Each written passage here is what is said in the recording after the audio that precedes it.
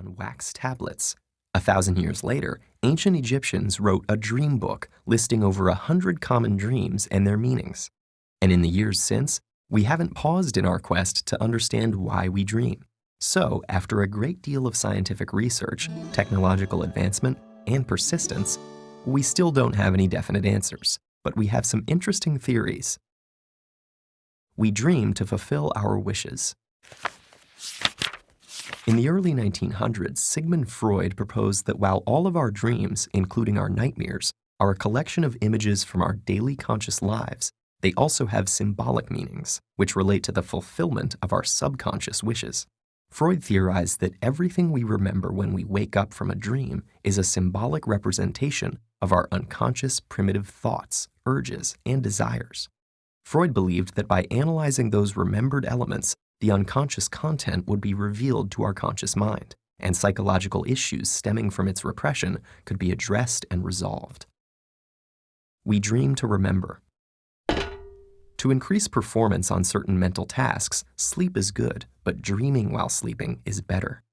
In 2010, researchers found that subjects were much better at getting through a complex 3D maze if they had napped and dreamed of the maze prior to their second attempt. In fact, they were up to 10 times better at it than those who only thought of the maze while awake between attempts, and those who napped but did not dream about the maze. Researchers theorize that certain memory processes can happen only when we are asleep, and our dreams are a signal that these processes are taking place. We dream to forget. There are about 10,000 trillion neural connections within the architecture of your brain. They are created by everything you think and everything you do. A 1983 neurobiological theory of dreaming called reverse learning holds that while sleeping, and mainly during REM sleep cycles, your neocortex reviews these neural connections and dumps the unnecessary ones. Without this unlearning process, which results in your dreams, your brain could be overrun by useless connections, and parasitic thoughts could disrupt the necessary thinking you need to do while you're awake. We dream to keep our brains working. The continual activation theory proposes that your dreams result from your brain's need to constantly consolidate and create long-term memories in order to function properly.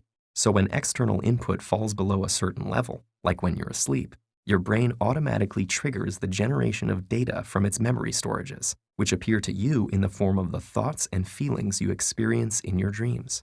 In other words, your dreams might be a random screensaver your brain turns on so it doesn't completely shut down. We dream to rehearse.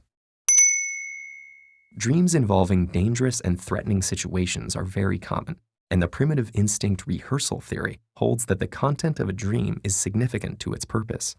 Whether it's an anxiety-filled night of being chased through the woods by a bear or fighting off a ninja in a dark alley, these dreams allow you to practice your fight or flight instincts and keep them sharp and dependable in case you'll need them in real life.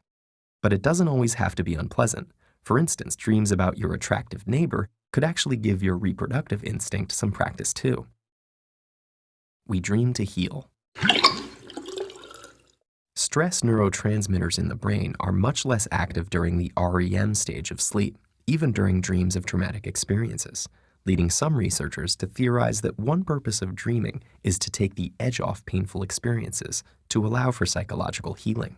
Reviewing traumatic events in your dreams with less mental stress may grant you a clearer perspective and an enhanced ability to process them in psychologically healthy ways.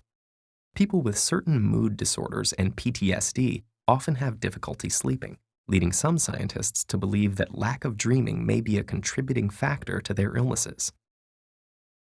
We dream to solve problems. Unconstrained by reality and the rules of conventional logic, in your dreams, your mind can create limitless scenarios to help you grasp problems and formulate solutions that you may not consider while awake. John Steinbeck called it the committee of sleep, and research has demonstrated the effectiveness of dreaming on problem solving. It's also how renowned chemist August Kekule discovered the structure of the benzene molecule, and it's the reason that sometimes the best solution for a problem is to sleep on it. And those are just a few of the more prominent theories. As technology increases our capability for understanding the brain, it's possible that one day we will discover the definitive of them. But until that time arrives,